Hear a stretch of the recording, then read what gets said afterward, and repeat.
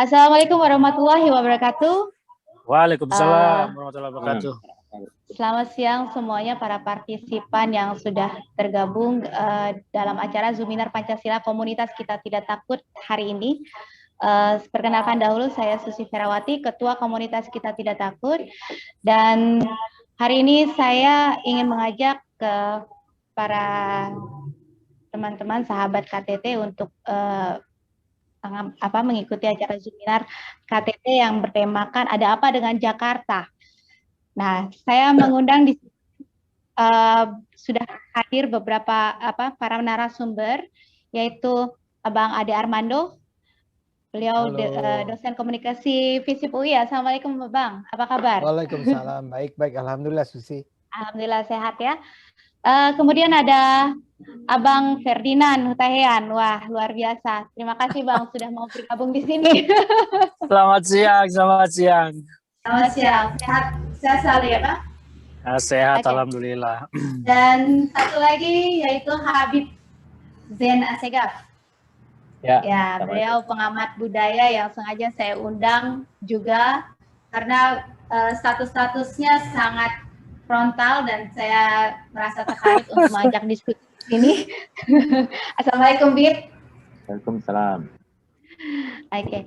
Dan saya juga tidak lupa memperkenalkan moderator kita kali ini, yaitu Bang Rinto Wardana. Apa kabar Bang Rinto? Sehat? Kabar baik, sehat. Alhamdulillah sehat. Ya, sungguh luar biasa hari ini bisa berkumpul di sini bersama sahabat komunitas Kita Tidak Takut. Dan sebelum acara ini kami mulai, alangkah lebih baik kita dengarkan dulu atau kita bernyanyi dulu dalam hati lagu kebangsaan kita Indonesia Raya. Host Mas Adi, silahkan ditayangkan lagu Indonesia Rayanya.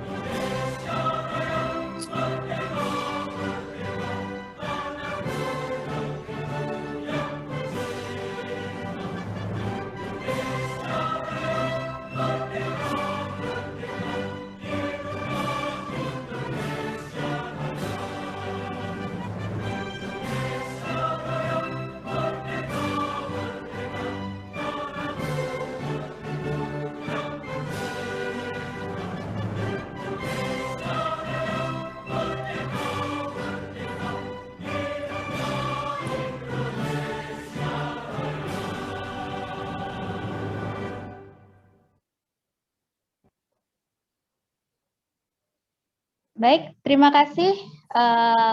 Untuk mempersingkat waktu, saya persilahkan kepada moderator kita, Abang Rinto Wardana, untuk memulai acara diskusi Zoominar Pancasila KTT kali ini. Silakan, Bang Rinto. Ya, terima kasih Mbak Susi. Terima kasih kepada kita semua. Selanjutnya saya akan memandu acara diskusi kita ini selama 1,5 jam ke depan. Assalamualaikum warahmatullahi wabarakatuh. Salam sejahtera, Om Swastiastu, Namo Buddhaya, salam kebajikan bagi kita semua.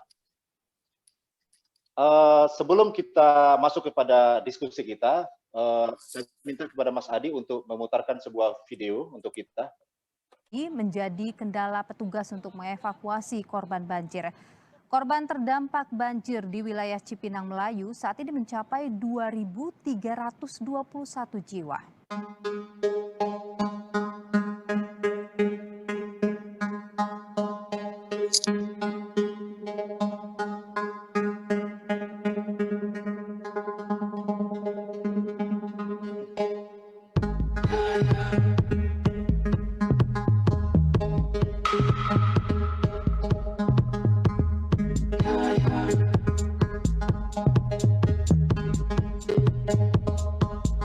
Gini, saran deh buat Pak Gubernur DKI Jakarta, Pak. Gini aja, Bapak kan punya waktu nih 2022 kan. Udah aja, jangan lagi ngomongin kewenangan Menteri PUPR, kewenangan Gubernur, BWWS dan sejenisnya. Udah deh, seluruh problem Jakarta beresin, duitnya kerahin ke situ, bersihkan gitu loh.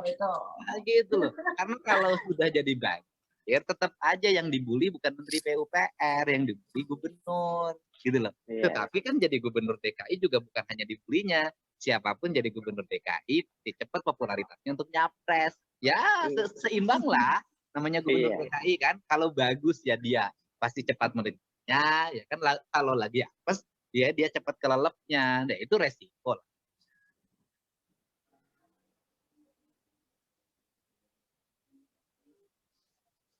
Oke. Jakarta adalah barometer Indonesia dan juga merupakan mini Indonesia, karena segala suku bangsa di Indonesia ada di Jakarta. Begitu juga dengan agama-agama, penduduk yang multi etnis, pusat pemerintahan, dan juga jantung dari negara Republik Indonesia. Setiap peristiwa yang terjadi di Jakarta akan berimbas juga ke daerah-daerah.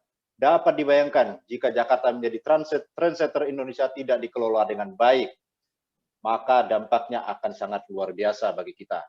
Persoalan banjir, pengelolaan dana APBD seperti alokasi dana untuk Formula E, penebangan kayu di Monas yang sampai saat ini belum selesai, proyek bongkar pasang yang memakan dana APBD, dan masih banyak hal lain yang merupakan potret dan catatan merah dalam pengelolaan Jakarta.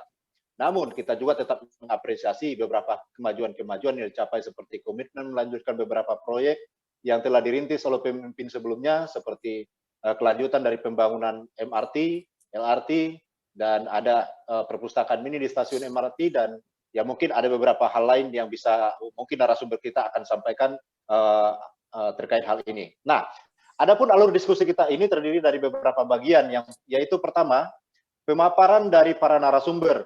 Kemudian teman-teman peserta webinar atau partisipan dapat mengajukan pertanyaan melalui kolom chatting, dan teman-teman yang lain dapat juga menjawab, menyanggah statement atau jawaban dari pertanyaan yang diajukan dalam kolom chatting, dan juga atas apa yang disampaikan oleh para narasumber.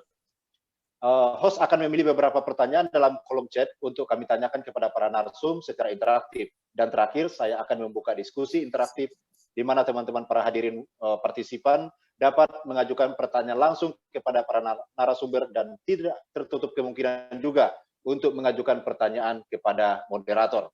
Kembali kepada diskusi kita, di hadapan kita telah hadir 3 narasumber yang luar biasa yang akan menjadi pembahas dan penguraian daripada topik kita, topik diskusi kita pada siang hari ini, yaitu yang dengan topik ada apa dengan Jakarta. Yaitu yang pertama ada Bang Dr. Ade Armando MSc, dosen ilmu komunikasi FISIP Universitas Indonesia. Yang kedua ada Bang Ferdinand Hutahayan, pengamat politik dan politikus. Yang ketiga ada Habib Zain Assegaf, pengamat budaya. Untuk memulai diskusi kita, saya berikan kesempatan pertama kepada Bang Ade Armando untuk menyampaikan pandangan, arahan, dan elaborasinya terkait dengan situasi terkini Jakarta dan problem-problem yang mungkin terlintas di dalam pengamatan Bang Ade Armando untuk dapat disampaikan kepada kita. Kepada Bang Ade Armando, saya persilakan dengan segala hormat. Silakan, Bang. Terima kasih Bung Rinto. Terima kasih semua. Ya, bicara 10 menit untuk bicara tentang Jakarta tentu tidak mudah. Karena itu saya akan konsentrasikan pada hal-hal tertentu saja ya.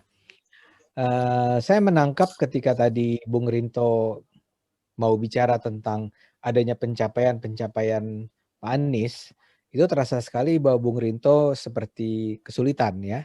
Karena memang harus kita jujur saja, kita melihat kondisi Jakarta selama 3,5 tahun ya di bawah kepemimpinan Pak Anies, memang berantakan ya. Saya menganggap Pak Anies ini adalah salah satu gubernur yang barangkali performance-nya terburuk lah ya dalam sejarah pemerintahan Provinsi Jakarta selama ini. Dan ini mengherankan ya, karena sebetulnya kita tahu bahwa beliau ini adalah orang yang juga digadang-gadang untuk menjadi pemimpin Indonesia di masa depan, ya. Nah, dalam hal ini misalnya, taruhlah kita bicara tentang yang paling nyata terasa adalah soal banjir ini, ya. Bahwa banjir di Jakarta itu tidak terselesaikan atau tidak terkendali atau tidak teratasi, itu adalah sesuatu yang menurut saya sangat memalukan, ya. Dan tentu saja para pendukung Anies akan mengatakan, tapi kan bukan cuma Jakarta yang mengalami kesulitan ini ya. Berbagai daerah juga mengalami hal yang sama dan biasanya kemudian orang akan membandingkan dengan apa yang terjadi di Jawa Tengah ya. Dan kenapa Jawa Tengah yang dipilih pasti karena persaingan Pak Anies dan Pak Ganjar menuju 2024 ya. Tapi kan begini, kalau para pembela itu kelemahan argumennya adalah bahwa begini, kita semua tahu ya apa yang menjadi penyebab dari banjirnya Jakarta. Bahwa daerah lain juga mengalami banjir, itu tidak berarti bahwa kemudian itu menjustifikasi kegagalan Anies mengatasi banjir. Bahkan banyak pihak sudah menunjukkan persoalan utama dari Jakarta ini adalah dihentikannya normalisasi sungai yang tidak dilanjutkan oleh naturalisasi sungai sebagaimana yang dijanjikan oleh Pak Anies. Ya, itu seperti telanjang di mata ya. Itu semua jelas menunjukkan bahwa pemerintah ini tidak melakukan sesuatu 3,5 tahun loh. Banyak pihak mengatakan bahwa memang seperti tadi Pak Kang Arya Bima dari Bogor nih, kota saya tuh, yang rupanya sebel karena selalu disalahkan Bogor. Maka Kang Arya bilang bahwa ini bukan soal Bogor, ini soal kalian, soal Jakarta, kamu Nis gitu ya. Kalau mau kasarnya begitu. Jadi memang buruk sekali cara dia mengelola Jakarta. Dan kesannya selama 3,5 tahun terakhir ini, segala hal yang seharusnya dia lakukan tidak dia lakukan, segala hal yang tidak perlu dilakukan dia lakukan. Yang tadi Anda katakan kan, misalnya saja yang kayak Formula E ya, yang alhamdulillah ini kita bisa simalakama nih menyebutnya. Alhamdulillah karena nggak jadi, karena COVID, sialnya uang komitmen fee-nya udah keluar. Dan itu di atas 0,5 triliun kan. Dan nggak jelas itu uangnya lari kemana. Itu contoh. Kemudian tadi revitalisasi Monas ya. Anda menyebut MRT, LRT. LRT itu mandek, Bung Rinto, di Jakarta ini. Jadi nggak bisa dibilang bahwa itu berhasil. Nggak, itu contoh keburukan dia lagi. Dan ada banyak hal dari trotoar, dari soal COVID bahkan. Jangan pernah lupa ya, COVID itu jadi masalah ya. Dana COVID di Jakarta itu tidak dimanfaatkan secara bertanggung jawab. Dan yang menggugat itu bahkan partai seperti Golkar dan seterusnya. Dan kita harus ingat bahwa di akhir tahun lalu, laporan pertanggungjawaban Pak Anies itu menyebabkan sejumlah fraksi itu walk out, meninggalkan pertanggungjawaban si Pak Anies ini. Jadi memang buruk luar biasa. Kita harus akui, kayaknya susah gitu ya kita untuk mencari justifikasi bahwa Pak Anies ini sebetulnya punya sisi baik, tapi orang terlalu mengkonsentrasikan diri pada sisi buruknya. Nggak bisa ya. Dan sisi baiknya lebih banyak, karena saya ahli komunikasi, kaitannya sama image making, ya, pengembangan image. Kayak contoh terakhir yang bahwa dia memperoleh gelar hero kan transportasi. Itu kan kita tahu semua kenapa itu diberikan kepada Pak Anies, karena pihak lembaga yang memberikannya kepada Pak Anies itu punya hubungan sama lembaga di Indonesia yang adalah vendornya, bukan vendor, konsultannya Pak Anies yang dapat proyek bermiliar-miliar rupiah. Apalagi yang mencat atap lah gitu ya. Hampir-hampir, atau dia mengatakan bahwa tahun 2020 kepadatan di Jakarta sudah bisa teratasi dan Jakarta sudah keluar dari 10 besar kota termacet di dunia. Ya itu kan semua orang tahu ya karena COVID bukan gitu kan. Karena COVID orang nggak lagi ke Jakarta, nggak menuhin Jakarta maka nggak macet gitu kan. Tapi dia tuh bisa-bisanya itu mengangkat hal-hal yang sebetulnya nggak perlu sama sekali dibanggakan tapi dia besar-besarkan dalam rangka membangun image. Tapi at the end, barangkali udah hampir 10 menit kali ya Bung Rinto ya. Saya ingin katakan begini, masalah utama kenapa kita harus bicara tentang ini semua, karena tadi yang saya bilang, dia akan menjadi salah seorang calon presiden tahun 2024. Dan dia tidak punya kapasitas dan kapabilitas untuk menjadi seorang, jangankan presiden, jadi gubernur aja nggak beres. Jadi menteri, menteri ya, juga nggak beres. Jadi rektor aja nggak beres. Jadi orang ini adalah orang yang sebenarnya catatannya rangkaian kegagalan. Tapi dia tetap akan maju menjadi calon presiden 2024. Dan kasusnya persis sama dengan Donald Trump di Amerika Serikat. Ya, semua orang sejak awal tahu orang ini akan brengsek, akan memimpin Amerika dengan cara yang memalukan, terus dipilih karena semangat populisme, semangat ke etnisitas keras dan seterusnya. Dan lihatlah hasilnya seperti apa. Dan pertanyaannya kenapa? Bahkan 2024 atau 2025 Donald Trump mungkin maju lagi karena masih ada cukup banyak orang Amerika yang menganggap bahwa Donald Trump tuh layak memimpin Amerika karena dia jauh lebih Amerika daripada calon-calon lainnya. Sekarang bayangkan kalau Anies juga akan menggunakan sentimen itu. Ya, tadi sempat saya ngobrol dengan Bung Zen tidak terlalu percaya kayaknya. Saya cuma mengatakan bahwa saya khawatir ini akan berulang. Dan satu-satunya yang bisa dijual oleh Pak Anies, mengingat beliau ini tidak punya kapasitas, tidak punya sesuatu yang bisa dia banggakan, dia jual, maka satu-satunya cara untuk mengangkat dia adalah dengan kembali menggunakan sentimen agama. Memang lawannya, kalau dulu di Jakarta lawannya Ahok, gampang. Islam lawan Kristen. Tapi kalau sekarang misalnya, ini misal ya, bayangkan kalau lawannya adalah orang seperti nasionalis. Taruh Ridwan Kamil atau Ganjar atau siapa gitu ya, atau Arya dan seterusnya, maka lagi-lagi ya kelompok-kelompok Islamis radikal ini akan kembali menggunakan sentimen-sentimen agama untuk mengatakan bahwa oke, seiman dan sesaudara dan inilah orang yang akan menyelamatkan Islam di Indonesia ke depan. Jadi ada bahayanya nih kalau orang semacam ini akan maju lagi. Walaupun tadi saya sudah gambarkan rangkaian kegagalan yang dia lakukan, yang saya khawatirkan rangkaian kegagalan itu tidak akan cukup untuk menghentikan orang ini untuk menjadi salah satu calon terkuat presiden tahun 2024. Jadi Jakarta menjadi penting kita bicarakan, bukan for the sake of Jakarta saja. Ya udahlah, Jakarta sial deh punya gubernur semacam ini. Ya minta maaf, saya tinggal di Bogor, jadi saya tidak merasakan langsung efek dari kebodohan gubernur ini. Bung Zen lebih bisa merasakannya karena di Kalibata gitu ya. Kalau saya kan ketawa-ketawa aja, saya kan punya wali kotanya keren, Arya Bima. Terus, tapi kalau kita harus bicarakan Jakarta karena kita bicara tentang masa depan Indonesia. Saya tutup di situ kali ya, Bung Rinto. Terima kasih. Siap, Bang.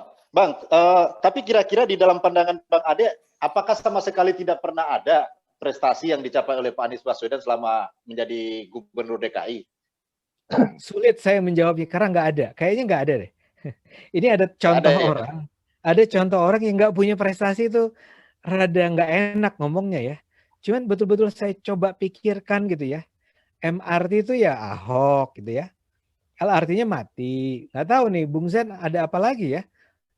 Anies ini ngapain sih dia? Dia nggak tahu, saya betul-betul nggak tahu. Iya.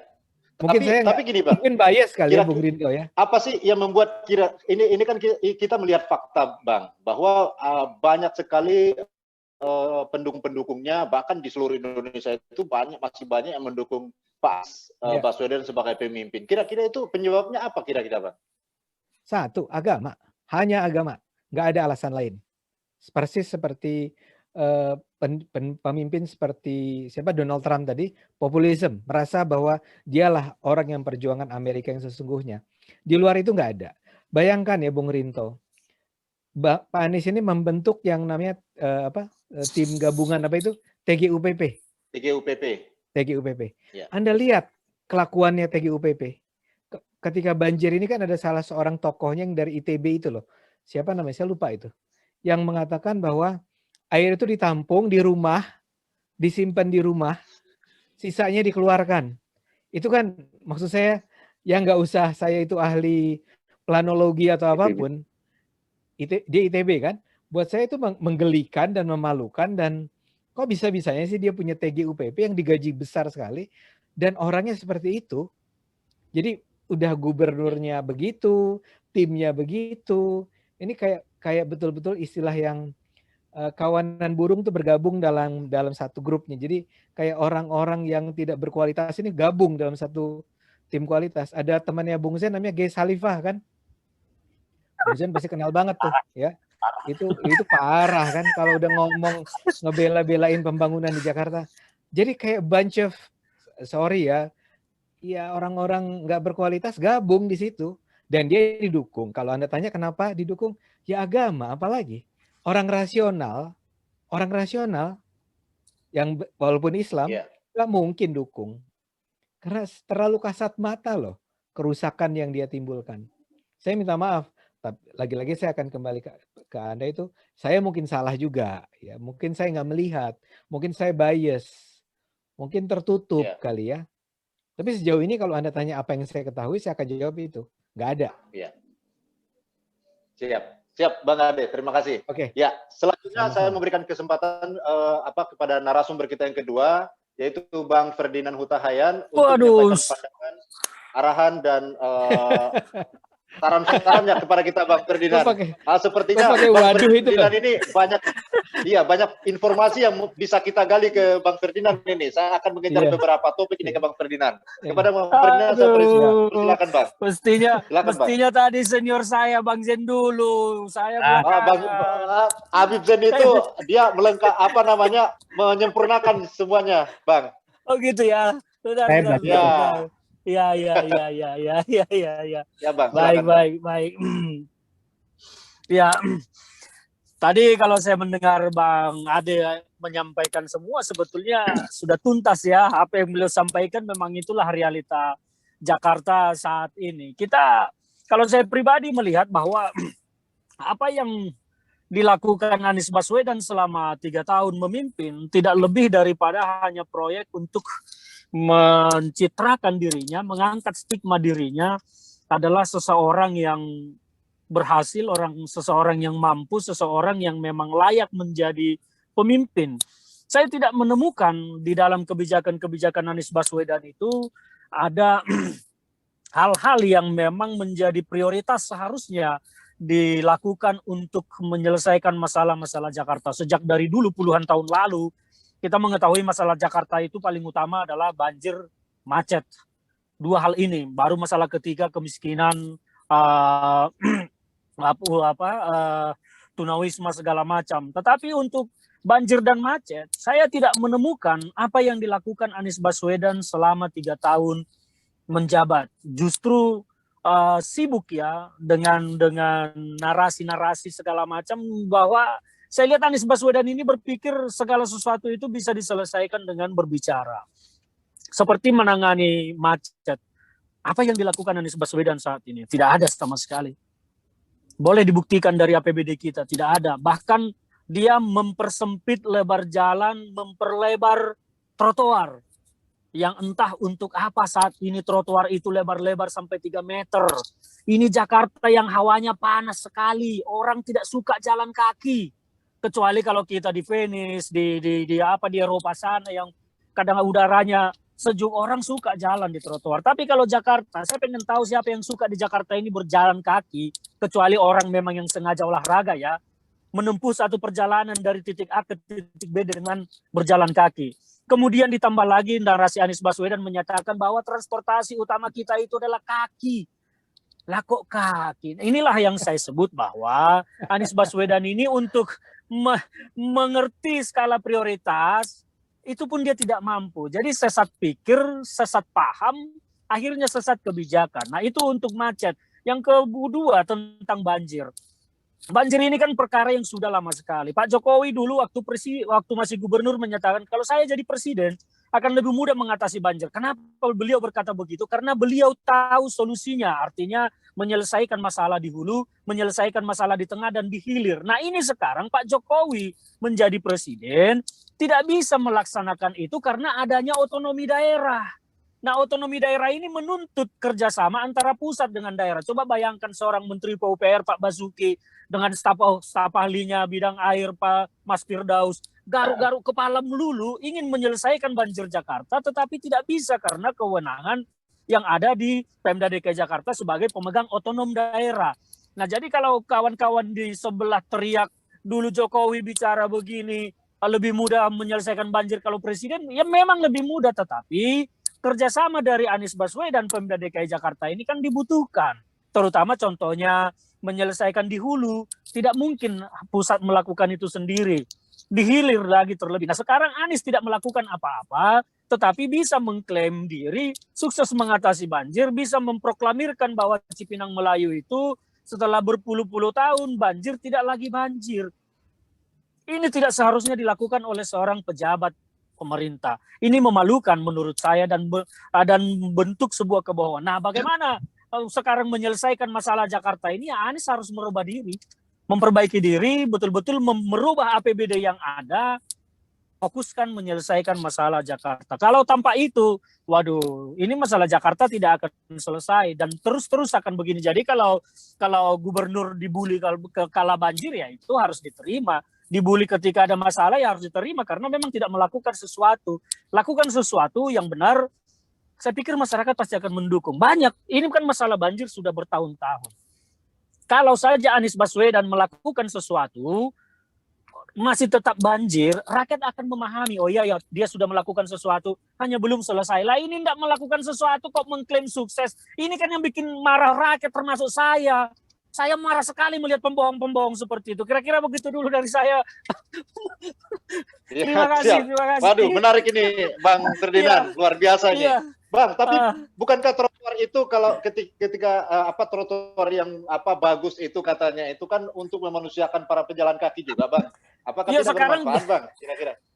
Trotoar itu tidak perlu 3 meter. Ya, enggak perlu sama sekali. Kan hanya untuk pejalan kaki, bukan untuk tempat nongkrong. Bayangkan sekarang trotoar di Jalan Sudirman, di Jalan Tamrin, di beberapa ruas jalan itu lebarnya minta ampun, tapi tidak ada yang menggunakan. Coba kalian perhatikan dengan serius, ada tidak orang yang menggunakan itu berjalan kaki menempuh dari titik A ke titik B? Sama sekali tidak ada. Tetapi Anies ingin merubah tampilan Jakarta, mempercantik, karena kayaknya memang beliau ini harusnya penata kecantikan ya, bukan jadi gubernur. Itu bisa. Dia ingin merubah sesuatu tampil lebih cantik. Betul memang kita akui lebih cantik. Tetapi masalah Jakarta tidak selesai. Kan masalahnya itu. Kalau masalah Jakarta selesai, banjir berkurang, macet berkurang, ini pasti masyarakat Jakarta pasti akan mendukung dia. Lah ini masalah belum selesai. Dia tidak melakukan apa-apa. Seperti tadi yang disampaikan Bang Ade soal macet. Berani lagi memproklamirkan di istana kepada Presiden. Jakarta sudah keluar dari kota macet nomor 10 di dunia. Padahal semua itu kan tahu, bebek di rumah saya aja tahu kalau itu karena COVID, orang tidak keluar. Kok bisa diklaim gitu loh kinerja. Nah ini hal-hal seperti inilah yang membuat Anies itu menjadi buruk. Maka saya deklarasikan, Anies pengen jadi capres 2024, saya Ferdinand Huta Hayan yang akan menjegal kau. Udah gitu. Terima kasih. Wah, Bang, bukankah berarti tadi itu trotoar itu salah satu pencapaian Pak Anies dong? Betul pencapaian, tapi pencapaian yang tidak tepat sasaran. Bagus, kita mengakui itu bagus, tetapi dia tidak tepat sasaran. Sama dengan kita nih di rumah, ya di rumah.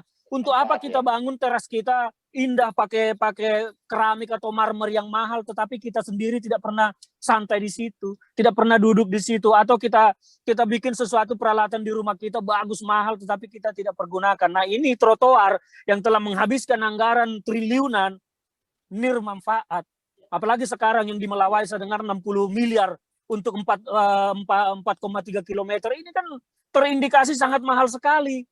Nah, siapa yang mengerjakan? Masa 4,3 juta untuk 1 meter persegi bikin trotoar, ini kan aneh.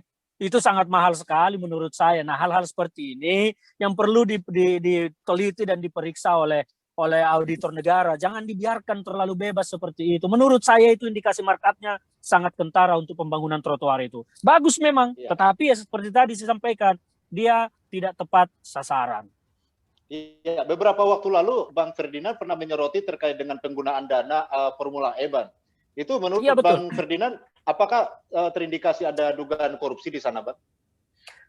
Jadi gini, saya melihat dana Formula E ini kan 1 triliun lebih. Ada 3 pokok mata anggaran yang saya soroti di situ. Yang pertama adalah fee pada musim 2019-2020 itu sudah dibayarkan, ya katanya ditunda, terus dibayar lagi musim 2020-2021 sebesar 11 juta pound. Kalau memang 2019-2020 itu ditunda atau dibatalkan, kenapa bukan anggaran itu yang dialihkan ke musim 2020-2021? Kita tidak perlu membayar lagi. Tetapi kenapa dibayar baru? Itu yang kedua, itu totalnya sudah 560 miliar dua ini. Yang ketiga adalah dana asuransi. Dana asuransi ini sebesar 34 juta US dollar. Saya sebagai penduduk Jakarta belum pernah tahu Anies Baswedan menggunakan asuransi apa untuk asuransi Formula E ini, dan harus bayar semahal itu, hampir 1 triliun loh, 900 miliar lebih. Dibayar ke asuransi mana ini? Nah, ini yang jadi pertanyaan. Jadi 3 ini, belum lagi kalau kita tambah anggaran untuk sirkuitnya yang diserahkan ke Jakpro, itu kan juga tidak jalan sekarang dan lain-lain segala macam. Tapi bagi saya yang sangat fokus 3 ini, fee komitmen fee musim 2019-2020, komitmen fee musim 2020-2021 ini sudah 560 miliar, ditambah asuransi 900 miliar lebih, 34 juta US dollar. Kita tidak pernah tahu ini dibayar kemana asuransinya. Sudah dibayar atau tidak dibayar, tetapi dari DPRD katanya anggarannya sudah keluar, artinya kan sudah dibayar. Nah, ini dibayar ke asuransi mana? Apa yang diasuransikan? Nah, ini juga kan kita tidak tahu. Jangan-jangan, waduh, asuransi si itu tuh yang dipakai. Nggak usah saya sebut lah, nanti dilaporin lagi saya. Ya, terima kasih. Ya, Bang, ini menarik sekali dengan Bang Ferdinand nih. Apa namanya? Oh, dari gambaran-gambaran yang tadi disampaikan Bang Ferdinand bahwa ada beberapa pengalokasian dana APBD yang sebenarnya tidak tepat sasaran. Apakah ini juga menjadi sinyal bahwa ini adalah ujian bagi KPK untuk mengusut ini, Bang? Ya, ini kan yang selalu kita pertanyakan. KPK itu baru tadi saya mencit tentang KPK. Anggarannya 2021 itu 1,3 triliun. Ya, 1,3 triliun itu 1.300 miliar. Kalau dijutakan lagi, waduh, 1.300.000.000 itu. Banyak sekali itu duit. Tetapi apa yang dilakukan oleh KPK? Sekarang baru dia melakukan OTT di Sulawesi Selatan hanya dengan barbuk 1 miliar. Ya, ini kan mengecewakan bagi kita. Kemarin juga OTT menteri, tapi barbuk yang ditemukan kan sangat minim sekali. Yang di depan mata yang jelas-jelas, menurut saya, kalau menurut keyakinan saya, menurut pemahaman saya tentang hukum, apa yang terjadi terhadap APBD DKI Jakarta, terutama terkait Formula E, ini sudah menyimpang dan sudah merugikan keuangan negara. Karena apa? Prinsip penggunaan APBN, APBD itu Rp1 harus ada outputnya, harus ada bukti konkretnya. Ini kan nol, tidak ada sama sekali. Artinya ini masuk kategori proyek fiktif. Namanya proyek fiktif berarti itu penyimpangan.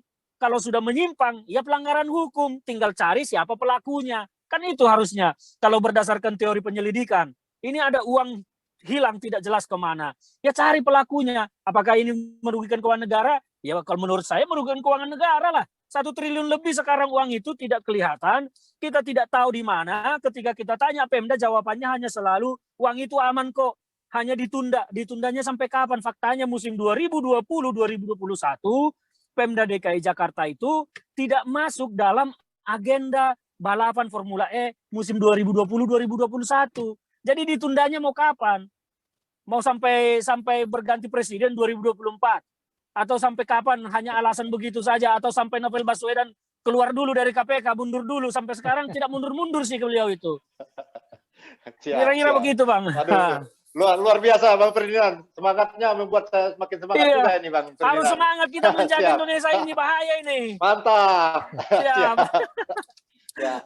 Ya, selanjutnya kita masuk kepada pemerasaran kita yang ketiga, yaitu Habib Zain untuk menyampaikan pandangan, arahan, dan mungkin nasihat-nasihatnya pada kita semua. Kepada Habib Zain, saya persilakan dengan segala hormat. Silakan Habib Zain. Oke, terima kasih. Emang kalau membicarakan Gubernur Anies nih ada masalah di diri saya nih. Karena apa? Ada kesamaan etnis nih, sama-sama Arab. Iya. Tapi saya harus bicara jujur lah. Saya nggak mau karena sukuisme, saya harus katakan jujur. Anies itu saya lihat sebagai gubernur, dia sebetulnya apa? Ingin membangun dirinya, bukan ingin membangun Jakarta. Yes, karena ambisi besar untuk 2024. Jadi Jakarta ini sama dia nggak dilihat. Akhirnya apa? Kerjaannya dia itu apa? Mencari sesuatu yang kosmetik. Membikin jalan apa? CPO, ngecat jalan, kontes foto, diwarna-warni. Jakarta itu cuma sebatas bagi dia tuh Pak Sudirman, Tamrin udah. Tapi pernah dia datang ke tempat kumuh? Enggak. Seperti banjir, pernah dia tengok? Tidak. Jadi 3 tahun Anies itu saya lihat, yang saya ini dekat bantaran Sungai Ciliwung, dulu era Ahok itu beda sekali. Ada pasukan orange, sebelum banjir itu digali semua. Ini saya lihat Anies sama sekali. Nah, gerakan dia itu akhirnya apa? Gerakan buang duit, anggaran dibuat kebanggaan. Loh, kalau cuma buang anggaran, nggak usah gubernur, Pak Lurah juga bisa. Dia banggakan bangun tim, loh itu kan cuma buang duit. Yang dibutuhkan seorang gubernur itu membuat sesuatu yang baru, merubah. Seperti era Ahok saya lihat ya dengan Jokowi, perubahan itu besar. Jakarta itu seperti Jakarta baru. Waduk fluid dirombak, jalan semua rapi. Ini satu saya lihat sudah mau habis masanya. Kalau saya anggap Anies ini sudah gagal ya, karena sudah masa transisi 4 tahun. Setahun lagi nggak mungkin dia mencari kebaikan buat dirinya sudah nggak ketemu. Seperti lagi juga corona. Saya lihat semua gubernur daerah lain tuh turun tangan ke bawah, sidak ke rumah sakit, menyiapkan fasilitas. Anies ini kemana? Cuma kerjanya di belakang meja konferensi pers. Cek. Saya anggap semua yang kerja pemerintah pusat. Jokowi setiap saat sidak ke rumah sakit. Anies sekali nggak pernah. Sekali sidak cuma nonton di monitor. Didramatisir orang mati. Ini bukan tipe seorang gubernur. Gubernur itu harus membuat jangan dibanggakan halte di foto. Itu kerjanya wali kota cukup. Akhirnya wali kotanya nggak pernah nongol, nggak seperti nggak punya prestasi. Wali kota biar kerja. Itu dinas ngecat taman, seneng buat kantin. Ini apa? Nggak perlu gubernur kalau cuma begitu. Tapi dia merasa dirinya hebat. Itulah manusia kalau sudah nggak punya prestasi, ada sifat dendam dengan pemerintah sebelumnya, terutama dia Ahok, dia tidak akan melakukan kerjaan yang akan bau Ahok. Kenapa normalisasi? Karena bau Ahok. Dipikir nanti kalau diterusin nanti yang supres Ahok. Jadi sifat dendam ini yang nggak bagus. Nah, akibatnya apa? Dia melangkah salah terus. Setiap dia langkah jadi tertawan orang. Berapa banyak proyek dia gagal. Saya tuh sampai kepingin jujur loh. Karena saya kenal Anies. Saya kepingin jujur. Masuk saya ini benci terus sama Anies. Tapi saya cari satu prestasi nggak ada. Apa? Tamrin itu semua kerja infrastrukturnya Ahok. Dia cuma moles-moles jalan kaki, foto di trotoar. Yang saya perhatiin Ahok aja nggak pernah kontes. Dia banggakan plakat-plakat penghargaan nggak jelas. Dari Bamsus Betawi dibuat kebanggaan. Nah, satu lagi tentang Formula E. Kenapa saya bukan menuduh ini kok dia ngaku proyek ini kaitannya dengan negara asing, negara luar. Karena ini diaudit. Mau diaudit gimana? Uang sudah dikirim. Lain kalau proyek itu ke dalam negeri, akan mudah diaudit. Nah, di sini saya lihat Anies sedikit muka tembok lah. Emang karakter dia tuh mentalnya begitu, muka tembok. Dia mengolah kata-kata. Setiap banjir cuma paling dia datang ke pintu air Manggarai, lihat pintu air, dia berkata-kata. Ini 6 jam lagi selesai surut. Bukan 6 jamnya banjirnya ini kapan ditanggulangi. Nah itulah. Jadi saya dengan Bang Ade, Bang Ferdinand, saya sepakat semua. Bingung mau bicara tentang Anies ini apa. Kalau ada satu karya yang bisa dibanggakan, saya akan dukung Anies. Saya sampai kata-katakan kepada orang-orang yang pro Anies, kalau ada 10% kebaikan Ahok itu ada di Anies, saya pro Anies. Tapi saya nggak ketemukan. Ini orang mau kemana? Sampai saya kadang-kadang saya tuh lihat Rizik tuh nggak suka, tapi lihat Anies lebih nggak suka. Kenapa? Ada kemunafikan di sini, bertopeng lah dia. Jadi terus begini mau jadi RI 1, wah hancur lebur sudah. Saya pikir itu dulu mungkin saya Iya, iya. Jadi begini, Bib. Apa namanya? Seharusnya apa kira-kira yang harus dilakukan oleh Pak Anies Baswedan untuk membenahi Jakarta, Bib? Saya pikir sudah terlambat lah. Waktunya sudah 3,5 tahun mau 4 tahun. Jadi jangan berharap dari Anies lah. Terkadang saya mengkritik Anies ini bukan hanya untuk Anies, untuk pemimpin yang masa depan lah. Jangan mengulangi kesalahan Anies. Kalau merubah Anies sudah impossible lah. Biarkan dia dengan kegagalannya lah. Karena mau bicara dengan rembesan air. Ini Jakarta ini kalau sudah musim hujan, tanah digali 3 meter tuh keluar air.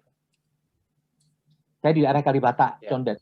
Itu musim hujan, tanah 3 meter digali, membuat septic tank, itu sudah keluar air. Itu rembesan membuat apa?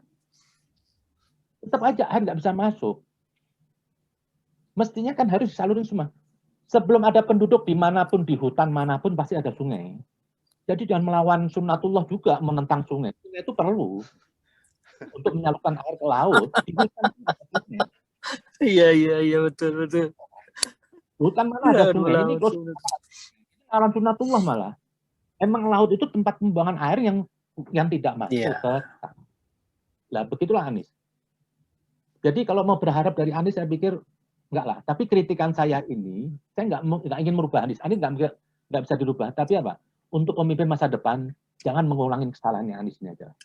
Ya, tapi apakah benar, Bib, bahwa segala pekerjaan yang ditinggalkan oleh Pak Ahok ketika menjabat itu disingkirkan oleh Pak Anies? Buktinya, dia mana kerjakan normalisasi. Saya ini di bantaran Sungai Ciliwung, saya tahu banjir itu. Itu dibilang sama Anies, ini sudah dinormalisasi tapi masih banjir. Kan belum dikeruk. Baru dipasang fondasi, belum dikeruk. Saya dulu tahu Ciliwung tuh dari jembatan Kalibata itu ke dalam bisa sampai 15 meter. Sekarang 10 meter mentok tanah. Tujuan Ahok kan dipasang dulu fondasi, baru nanti dikeruk, belum selesai. Coba kalau Anies lakukan itu normalisasi. Ini selesai, betul Jokowi bisa menyelesaikan. Cuma sama Anies, setelah Anies jadi gubernur, diputus semua kerjaannya. Normalisasi semuanya. Kenapa? Dia mau tampil beda. Dia nggak mau cari nama sendiri. Seperti buat sumur ini, saya kadang-kadang sedih loh, ini duit rakyat. Saya pastikan 100% itu gagal. Itu gagal total. Nggak bisa di Jakarta pakai air keruk tanah sumur. Nggak akan nguber. Bib, di Jawa Tengah itu kan juga ada banjir, Bib. Ya, apa yang mengakibatkan banjir di Jakarta sedikit berbeda dari segi tanggapan, respon masyarakat Jakarta, Bib? Saya tidak permasalahkan banjir. Di Jateng ada banjir, Jakarta ada banjir, ya kan? Kalimantan banjir. Saya tidak mempermasalahkan banjirnya. Tapi saya permasalahkan apa kerja Anies sebelum banjirnya yang ditanggulangi? Nggak ada. Kalau misalkan dia sudah bekerja membersihkan saniter, semuanya dia perintahkan aparatnya. Dulu waktu era Ahok, banjir di Kalibata, lurah nggak tidur, duduk di jembatan. Tapi saat ini, di pemerintahan Anies, datang ke Pemda urusan birokrasi, kembali seperti sebelum zamannya Ahok.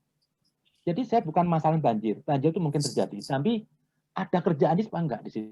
Tidak bisa selesai dengan kata-kata kosmetik di depan pintu air Manggarai, langsung datang, terus berkata-kata 6 jam selesai. Banjir ini terjadi kok 6 jam selesai.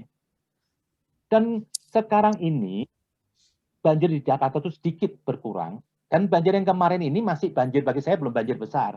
Kenapa? Tidak ada air Bogor. Baru hanya hujan 2 hari, Sudirman udah tenggelam. Beda era dulu ada zaman air dari Bogor. Ini kalau ada air Bogor kemarin, tenggelam habis. Rumah ibu saya itu pasti 4 meter. Nah, andai nggak Anies ada kerja sedikit, mulai bekerja, saya maklum. Ini nggak bekerja. Yang sibuk dia foto di depan baha jembatan warna-warni, ngecat genteng merah. Atau tahu ini musim banjir, kok ngecat genteng, bukan yang bersihin got. Ya itulah. Tapi perlu sabar menghadapi. Siap, Bib, siap.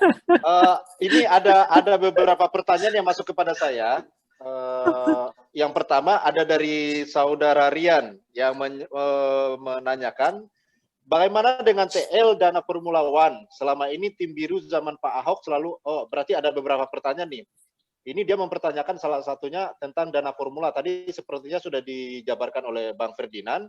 Dan ini ada beberapa hal lagi. Selama ini tim biru zaman Pak Ahok selalu antisipasi pembersihan gorong-gorong sebelum musim hujan. Sekarang tidak pernah tampak lagi. Lalu bagaimana antisipasi preventif banjir? Ini menarik, ini saya tanyakan ke Bang Ade Armando. Mohon saran dan tanggapannya Bang Ade. Yang mana? Yang ya, masalah ada tim biru, pasukan biru ya, untuk pembersihan gorong-gorong dan segala macamnya. Ya, itu yang Silakan, tadi Bang. sebetulnya itu yang menurut saya sudah disinggung ya, atau sudah dijelaskan dengan sungguh baik oleh baik Bung Ferdinand maupun Habib Zain ya. Ini kan masalahnya seperti juga sudah berulang-ulang disampaikan oleh banyak orang. Banjir itu bukan sesuatu yang tiba-tiba datang. Banjir itu bisa diprediksi akan terjadi. Ada musimnya, ada kondisinya, infrastrukturnya bisa dinilai. Jadi kalau saja tim mereka bekerja untuk mengantisipasi itu, alih-alih hanya bicara bertolak pinggang kali ya Habib Zain ya, bertolak pinggang, selfie-selfie gitu ya, terus bilang bahwa kami sudah melakukan ini. Bayangkan kemarin itu dia bilang, ini sudah kami antisipasi sejak tahun 2020 loh. Itu pernyataan resmi keluar dari Anies untuk mengatakan bahwa kita doing something loh. Kalian tuh jangan menuduh kami seenak-enaknya saja kami tidak melakukan sesuatu. Tidak bekerja ya. Tidak bekerja, tapi faktanya memang tidak bekerja. Bukti bekerjanya itu nggak ada. Jadi saya jadi teringat ketika Bung Zain bilang tadi soal untung tidak ada hujan kiriman ya. Iya ya. Iya, air kiriman. Ya, air kiriman tuh nggak ada. Jadi Tuhan masih sayang barangkali ya sama Jakarta ini. Jadi yang ke Bogornya nggak terlalu besar-besar amat gitu. Mungkin juga sudah tertahan di sana sini. Sehingga betul-betul yang di Jakarta itu katanya betul-betul adalah akibat dari hujan deras yang sangat tinggi, sangat besar, sangat lebat di Jakarta. Tapi itu bukannya tidak bisa diantisipasi. Jadi saya rasa saya ulang jawabannya Habib Zain aja. Kalau saja terbukti mereka bekerja, kita dukung. Kita tidak akan serang tentu saja. Ya, kalau terbukti bekerja, tapi seperti dikatakan oleh Pansus Penanggulangan Banjir DKI, DPRD DKI, siapa yang dari PAN itu, Bung Rinto, Mbak anaknya Pak Zulkifli Hasan itu. Zulhas itu, ya putrinya itu kan ketua pansus kan? Iya. Itu dia ketua bilang pansus banjir. 3,5 tahun ini saya tidak melihat ada keseriusan. Itu kata ketua pansus, bukan Anies haters loh, bukan Ade Armando, bukan Bung Ferdinand, bukan Bung Zain. Ini PAN yang pendukung Anies Baswedan loh yang ngomong, ya. Dia saja mengatakan tidak ada 3,5 tahun. Yang ada misalnya gerbek lumpur, which is good tentu saja. Ya, pasang pompa tentu saja baik. Tapi itu semua hanyalah penyelesaian yang jangka pendek, sesaat, episodik, periodik, ya. Bukan sesuatu untuk mengatasi banjir yang sebesar seperti yang kemarin terjadi. Untung cuma 2 hari ya, 2 atau berapa hari itu. Selanjutnya ternyata tidak berlanjut. Mudah-mudahan ke depan tidak lagi terjadi. Tapi itu sudah cukup barangkali Tuhan memberi contoh. Dia memang tidak mampu mengatasi ini. Cukup dengan satu contoh itu. Jadi pasukan biru ya boro-boro bekerja, Bung Rinto. Karena memang sistem penanggulangannya nggak jalan. Ya semua, bukan cuma tim biru, semua kena. Gitu. Itu pandangan saya. Iya. Iya, terima kasih Bang Ade. Ini ada beberapa pertanyaan kayaknya semakin menarik. Ada yang menanggapi pemaparan yang disampaikan oleh Bang Ferdinand. Ada yang nanya ini Bang Ferdinand, asuransi mana yang dimaksud Bang Ferdinand tadi. Kemudian setiap pengadaan barang atau jasa di pemerintahan harus dilakukan melalui lelang yang diatur dalam Perpres. Apakah sudah masuk dalam website pengadaan barang dan jasa? dugaan penggunaan keuangan negara dapat dilaporkan baik individu atau kelompok ke BPK atau KPK melalui jalur whistleblower nih maksudnya. Tapi pertanyaannya, apakah BPK atau KPK yang tidak dapat menindaklanjuti laporan tersebut? Sebenarnya sudah di ini. Mohon tanggapannya Bang Ferdinand. Ya, kalau soal dana Formula E ini kan bukan lagi rahasia ini ya. Publik semua sudah tahu terkait dengan komitmen fee 2019-2020, 2020-2011 yang totalnya mencapai 560 miliar dan dana insuransi itu asuransi sekitar 34 juta US dollar yang saya juga tidak tahu sampai hari ini itu dibayarkan ke asuransi mana atau menggunakan asuransi apa. Tetapi dari laporan yang kita dengar bahwa dana ini sudah keluar dari DPRD, saya dapat informasi bahwa dana itu sudah keluar, sudah dibayarkan, dan itu pun di media sudah terbuka ya bahwa dana asuransi itu juga sudah dibayar. Tetapi kita tidak pernah tahu dana itu dibayarkan menggunakan asuransi apa dan apa saja yang diasuransikan. Karena setahu kita, kalau balapan-balapan begini, masing-masing tim itu pasti mengasuransikan kelompoknya masing-masing. Tidak perlu kita asuransikan khusus. Ya. Nah ini kenapa juga Jakarta menyediakan asuransi yang cukup besar, 34 juta US dollar. Ya, dan sampai saat ini kita tidak tahu. Jadi kalau ditanya asuransi apa, saya tidak tahu. Saya hanya menduga-duga dan berpikir-pikir saja karena antara ya lingkaran-lingkaran beliau lah, kita tahulah siapa-siapa yang juga bermain di asuransi, tapi saya tidak bisa menyebut siapa ya karena memang sampai saat ini saya tidak tahu detailnya menggunakan asuransi apa. Begitu Bang. Ya, berarti ini kan ketika sebelum dana ini keluar ini kan pasti ada ketok palu dari DPRD Bang, ya kan? Ada, apakah tentu benar mungkin ada kesengajaan, kan tidak mungkin anggota DPRD yang meng-ACC dikeluarkannya dana ini kan tidak tahu peruntukannya kemana, ininya kemana. Jadi begini. Itu apa? Ya.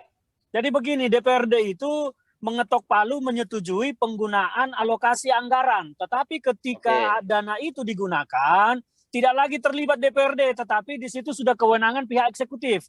DPRD itu hanya menyetujui alokasi penempatan anggaran. Dia diajukan oleh eksekutif, diajukan Pemda, disetujui DPRD. Dan setelah itu penggunaannya sudah menjadi kewenangan eksekutif. DPRD tidak terlibat lagi. Jadi waktu saya juga di salah satu stasiun radio bersama anggota DPRD DKI menyatakan itu sudah dibayar, tetapi beliau juga tidak tahu. Maka waktu itu saya minta, kenapa kalian tidak panggil gubernurnya rapat paripurna? Nah alasannya karena COVID, DPRD DKI Jakarta belum bisa rapat paripurna seperti biasa. Jadi ya terbengkalai di situ. Iya. Sorry, memang harus rapat. Saya mau tanya, memang harus rapat paripurna, Bung Ferdinand, untuk memanggil? Ya sebetulnya tidak juga, tetapi kan komisi di sana bisa memanggil rapat komisi, rapat dengar pendapat RDP. Nah tapi ini satu pun rapat ini kan tidak pernah ada sekarang. Maka ketika kawan-kawan PSI berupaya sekarang mengajukan interpelasi, saya dengar ya tidak mungkin jalan karena rapat tidak pernah ada, kawan-kawan DPRD tidak pernah masuk kantor karena alasan COVID gitu loh. Ya, jadi miris juga kita keadaannya ya dengan adanya COVID ini. Oh miris ya, makanya ini. Ya, COVID jadi apa biang keladi nih, Bang Ferdinand. Ya, menurut saya sih itu hanya sesuatu yang dicari-cari ya. Kesempatan yang dicari-cari saja, bahkan BPK dan KPK. Saya tidak tahu, BPK lah salah satunya, mestinya kan sudah harus melakukan audit terhadap penggunaan APBD tahun lalu. Nah, sampai sekarang saya tidak mendengar mereka melakukan audit dan menyatakan apakah dana formula.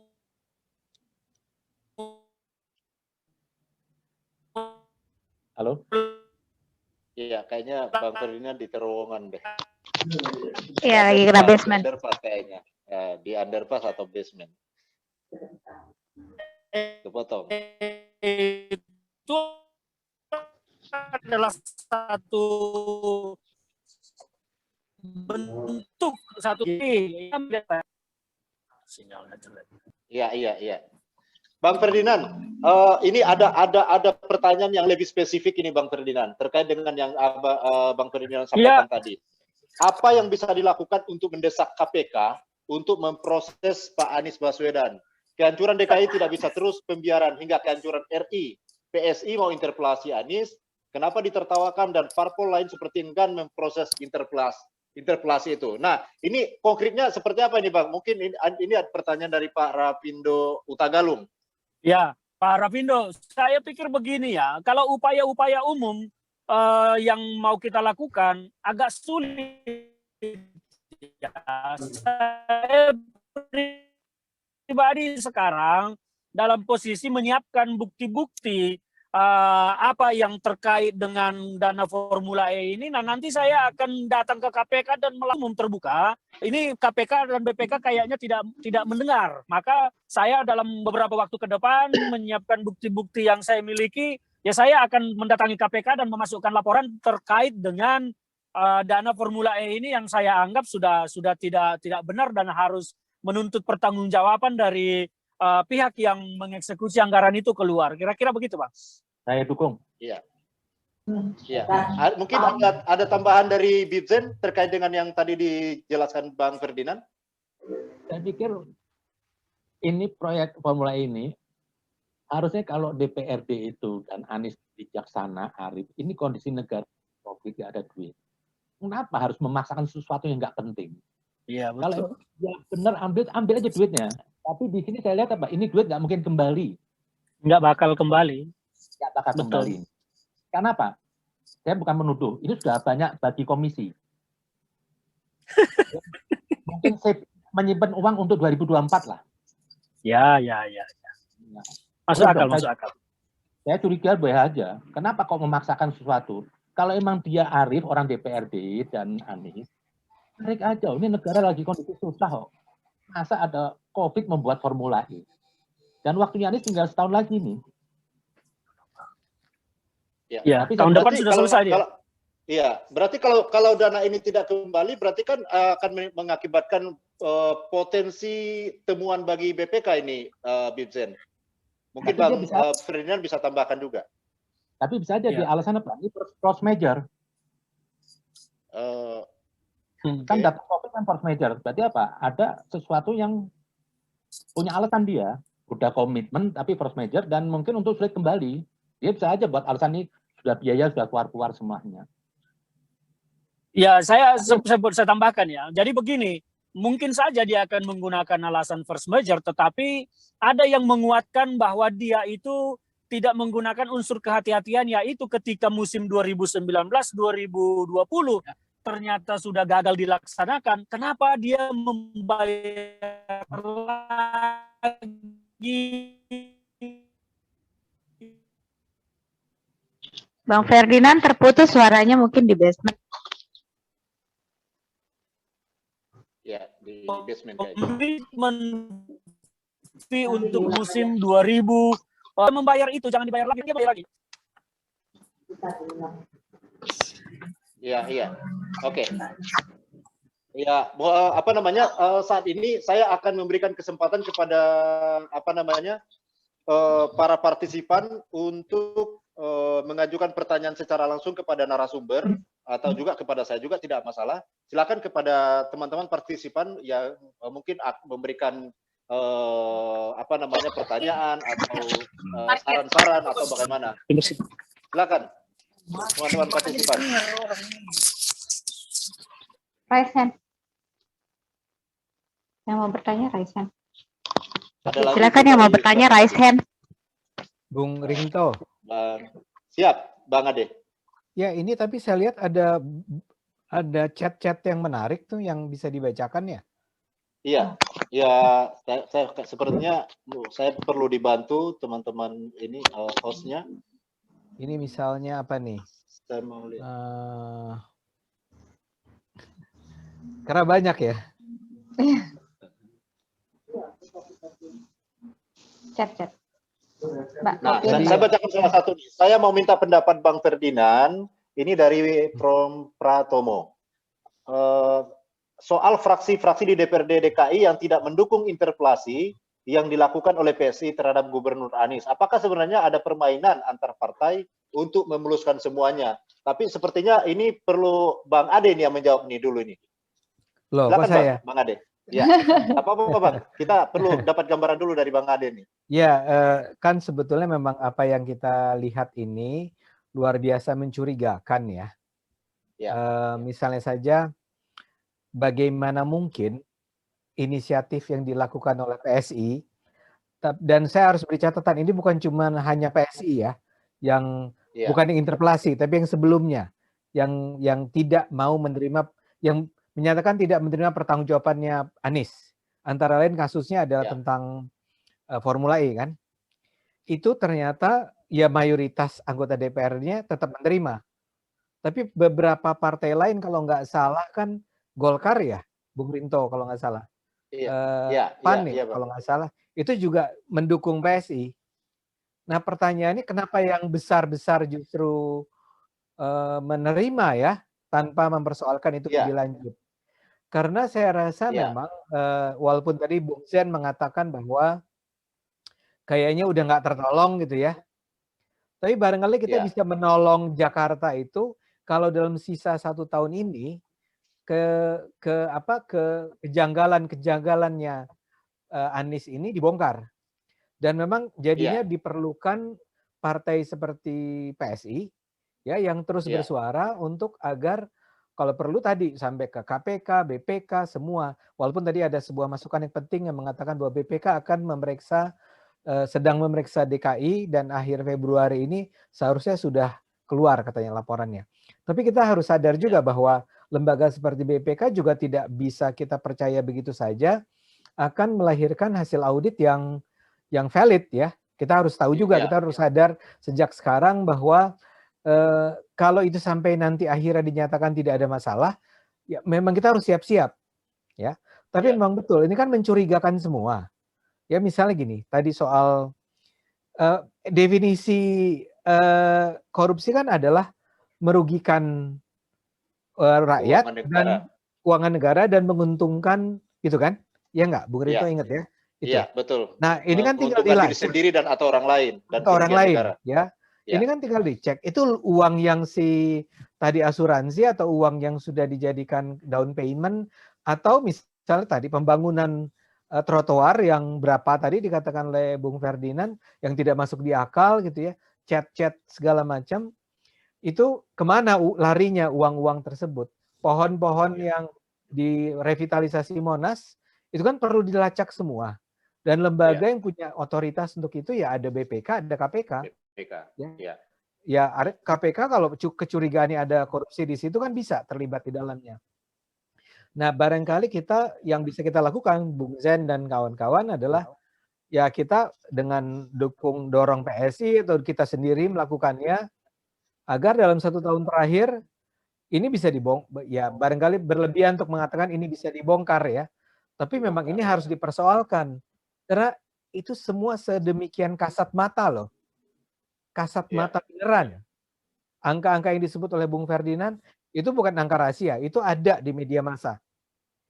Itu ada dibicarakan orang. Ya, terbuka. Nah, masalahnya memang timnya Anies ini memang kuat sekali untuk terus men-challenge itu, membatasi, menolak, melarang, mencegah itu semua.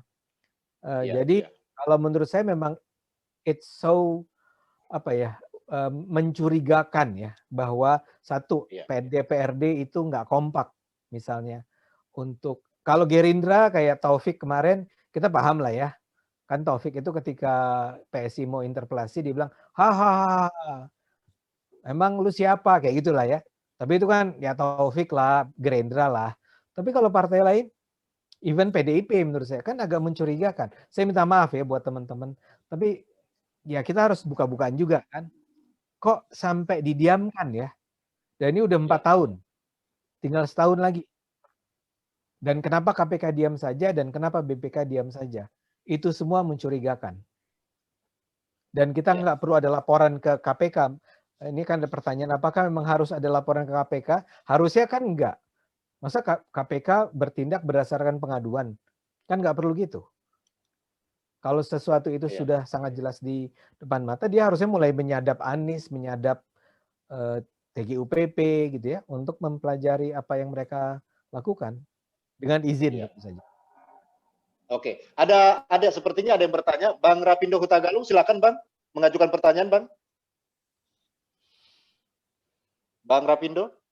Ya, terima kasih Silakan, Bang. semua. Ya. Ya, saya terus terang Bang Ade, saya udah nggak percaya sama DPRD. Karena saya melihat mereka pasti udah konspirasi semua. Dari anggaran yang laporan yang anggaran yang diterima aja itu udah satu hal yang menurut saya absurd lah ya. Jadi menurut hemat saya, kayaknya yang dibilang Bang Ferdinand itu penting, bahwa memang harus ada social pressure, public pressure untuk menggiring kasus Anies ini diproses. Kita sama-sama ke KPK membawa satu seperti social movement begitu, menuntut bahwa KPK harus bertindak untuk memproses Anies. Karena lihat begini deh, kasus Monas. Monas itu dibilang waktu itu adalah lahan Seknek. Harusnya Seknek komplain kenapa itu bisa ditebang. Seknek sendiri waktu itu tidak tahu. Tetapi begitu Seknek ngomong kita nggak tahu, terus tiba-tiba dia diam, nggak ada proses lanjutan. Menguap aja begitu. Terus dia itu Formula E, katanya sudah dikasih insurance. Bang Ferdinand ngomong di mana insurance-nya? Nggak ada yang merespon, anggota DPRD semua diam. Jadi saya terus terang ke PDIP ketuanya Pak Pras itu kan ketua dari PDIP ya, ketua DPRD ya.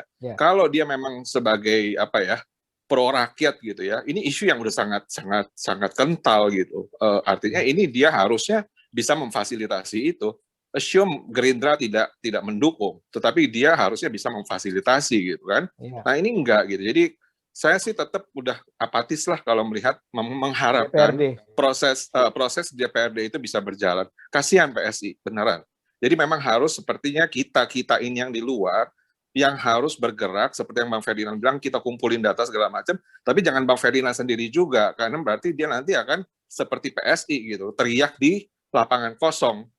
Harus banyak, harus seperti class action aja gitu. Nah, bagaimana mempersatukan stakeholders publik yang bisa punya concern sama dan bisa bersuara nyaring untuk menggerakkan ini gitu.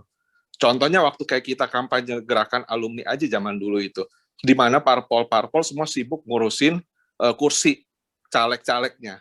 Pak D boleh dibilang dibiarkan sendirian. Sementara yang bagian sana mereka dengan isu saranya terus berkampanye propaganda untuk memecah belah. Akhirnya datang gerakan alumni, deklarasi, dan itu kan secara nggak langsung seperti snowball efek membuat alumni lain bergerak. Nggak ada parpol yang bisa melawan itu. Last minute semua akhirnya jadinya take the chance gitu, take the lead untuk GBK yang putihkan GBK itu semua berebut mau pasang banner parpol last minute. Ya, jadi memang harus tekanan publik menurut saya. Jadi bagaimana kita ini yang di sini bisa membuat satu formula untuk menyuarakan ini gitu.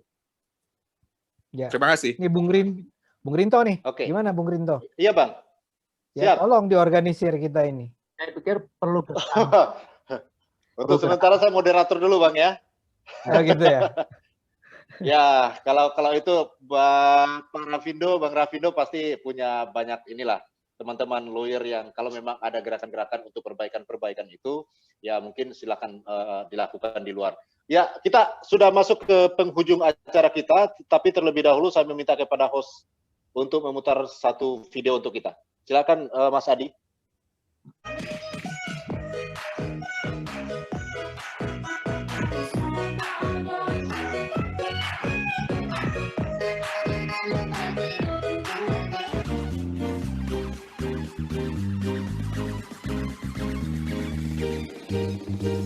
Music Studio.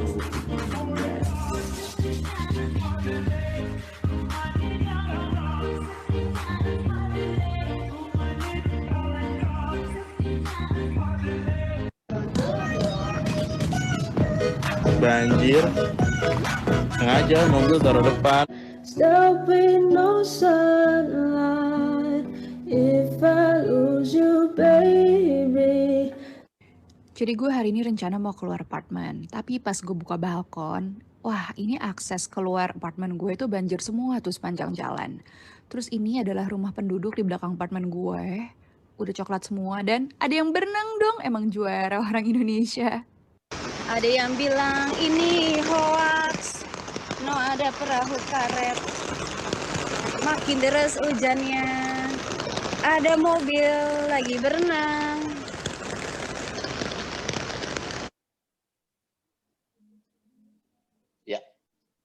Ya, demikian tadi cuplikan dari beberapa fakta atau peristiwa yang direkam oleh penduduk Jakarta terkait terjadinya banjir kemarin. Tetapi di dalam persoalan kita, di dalam topik kita ini memang terkait dengan banjir adalah menjadi salah satu bagian daripada topik yang akan kita bahas pada yang telah berjalan pada sore hari ini. Nah, sebelum kita mengakhiri diskusi kita, mungkin saya berikan kesempatan pada satu penanya, kalau memang masih ada yang mau bertanya, singkat pada jelas, silakan.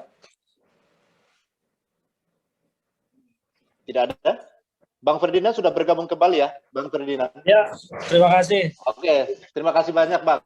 Sebelum kita mengakhiri diskusi kita, saya persilakan kepada para narasumber untuk menyampaikan closing statement terkait dengan apa yang telah disampaikan, pesan-pesan moralnya kepada kita semua terkait dengan upaya-upaya untuk perbaikan DKI ke depan. Saya persilakan kepada Bang Ade Armando pertama kali. Silakan Bang Ade untuk memberikan closing statement-nya, Bang.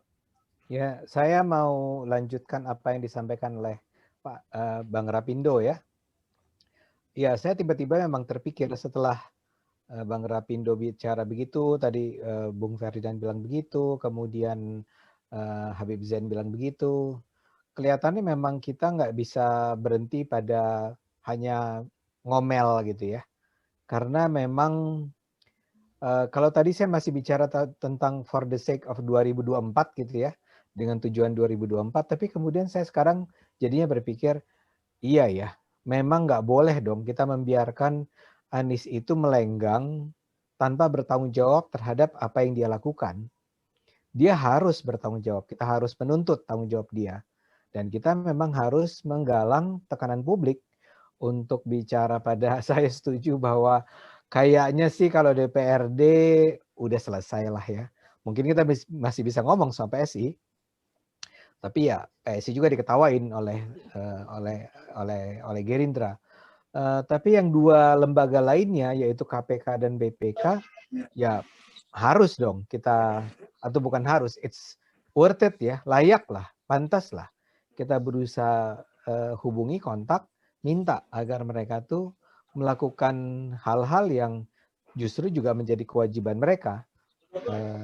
Pertanggungjawaban mereka adalah misalnya BPK kan menyatakan selalu tidak boleh ada Rp1 pun yang digunakan oleh lembaga negara ini yang tidak untuk kepentingan publik.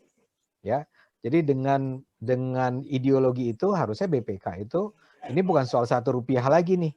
Kita bicara soal miliar, kita bicara soal triliun. Dan KPK memang agak mengherankan kalau sampai sekarang belum melihat adanya kemungkinan bentuk-bentuk korupsi di pemerintahan DKI. Jadi kita juga harus ngomong sama mereka. Siapa yang melakukannya ya kita lakukanlah nanti.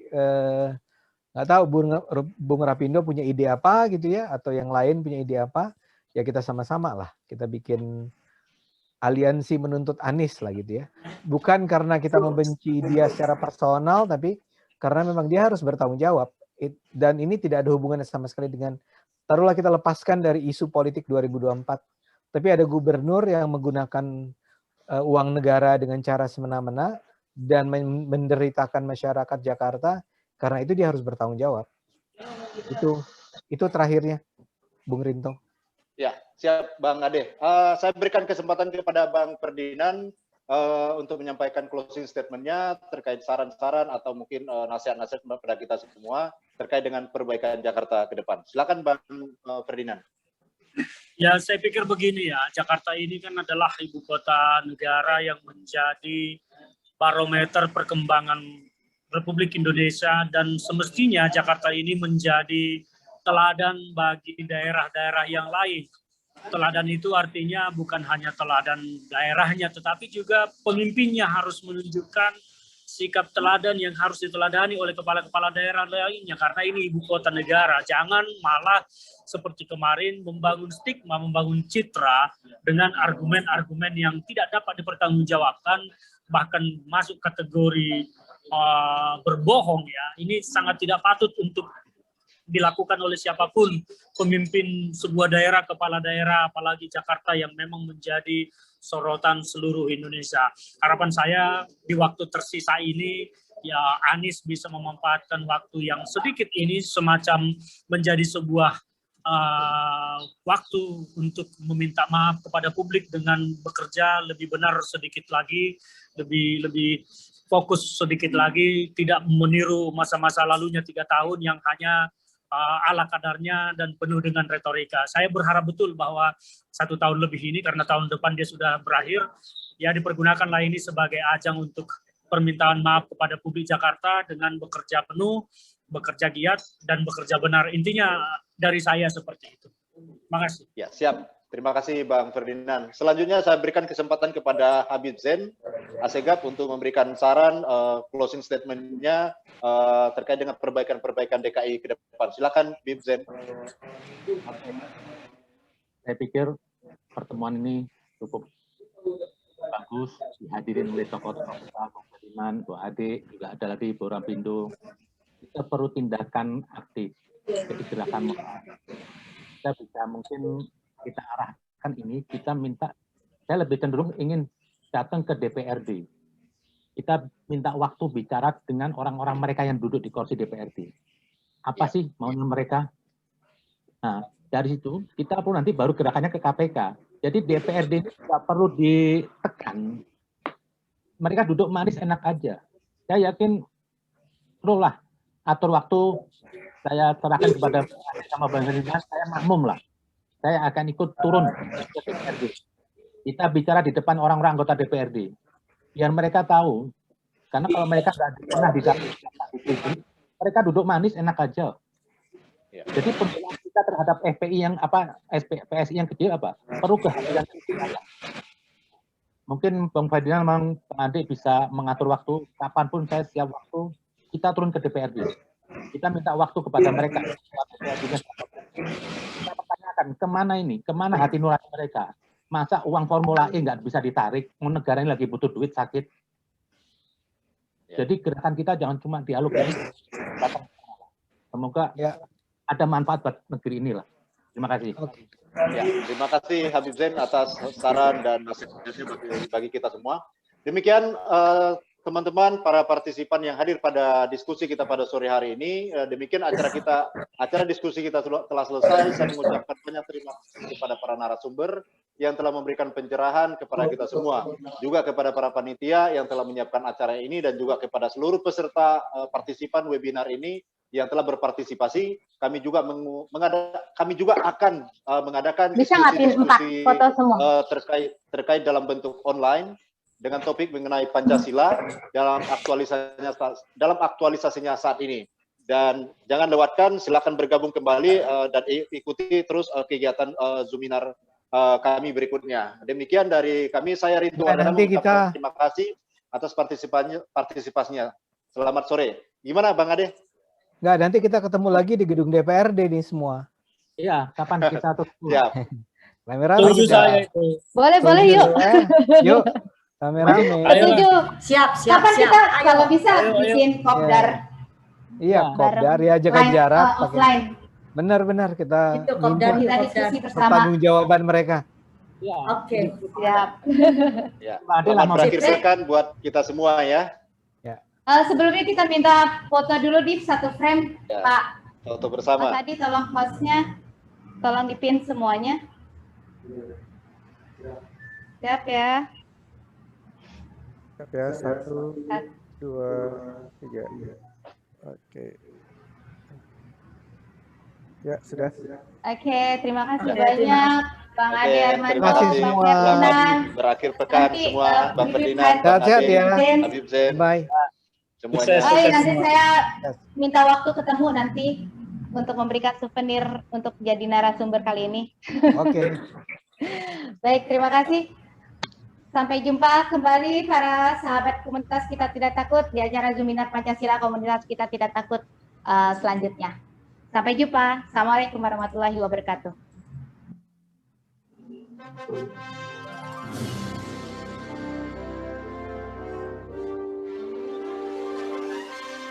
Assalamualaikum.